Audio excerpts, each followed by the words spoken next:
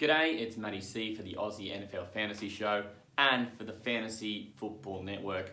All season long, I am your Jacksonville Jaguars fantasy correspondent for the Scout team, coming to you all the way from sunny Australia. Uniquely positioned to be the perfect person on earth for this job, having been a Jags fan for 20 seasons, and also having played fantasy football in every format for what is now 15 years. So come along for a ride with me for a couple of minutes on the Jags. Firstly, this week, tough assignment, playing against the Chargers. Now, there's a few things that are good to know about this, is that straight away you can say, it's going to be tough to find a format where it's going to be worthwhile starting Trevor Lawrence. You'd have to be in a very, very deep league in a two-quarterback situation where your third option is not much chop. So there's some really tough matchups out there this week, and I've got to tell you, Trevor Lawrence has got one of them.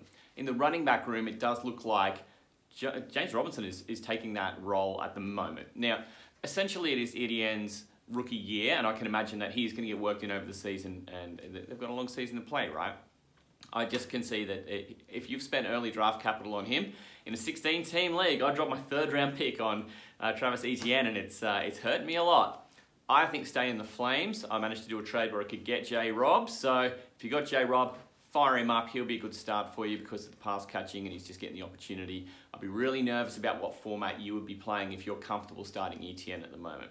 In the wide receiver job, it is clear that it is Christian Kirk. You need to start him in every format. There is not a format where he is not going to be a starting wide receiver unless you're playing one receiver.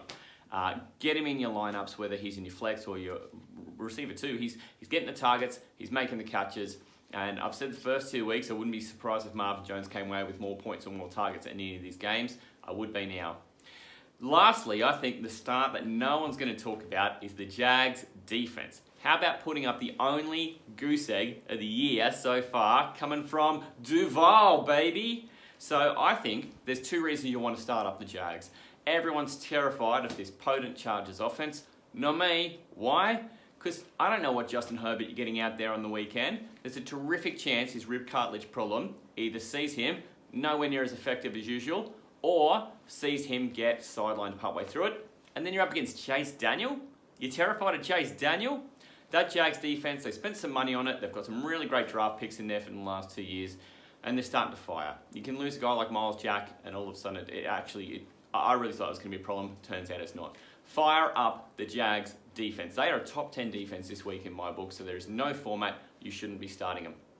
That's it for me, Matty C. It's a no to Trevor Lawrence. It's definitely a no to Travis Etienne at the moment. A big yes to J-Rob, a big yes to Christian Kirk, and pretty much no to any of the other receivers. And let's go Jags defense. Jacksonville is back.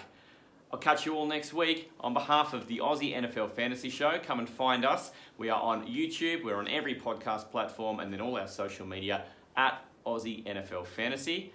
And of course, for the Fantasy Football Network Scout team, I'm Matty C, and I'll catch you next week. Good luck with week 3.